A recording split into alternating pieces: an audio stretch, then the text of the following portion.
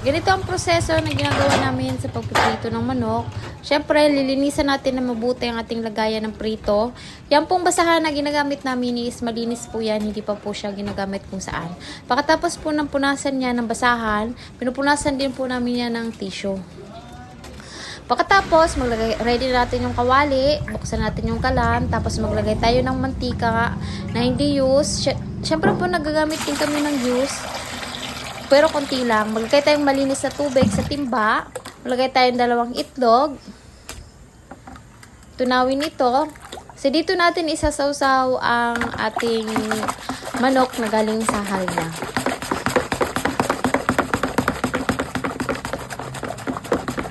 Maglagay tayo ng harina sa planggana. Yan pong harina namin is may timpla yan ng konting asin. I-coat natin siya, tapos ilagay natin siya sa tubig na may itlog. Tapos, ibabalik natin siya para bago i-coat ulit, tapos ilagay sa kumukulong mantika. Yung pagpapainit po ng mantika namin is 10 minutes, tapos 10 minutes din yung sasalang o pagluluto ng manok. Tingnan nyo, crispy po yung manok natin. Sariwa po yung manok namin, umaga pa lang, minamarinate na yan. Tinitimplahan na, tapos nilalagay namin sa freezer para manuot talaga yung sarap. Yan.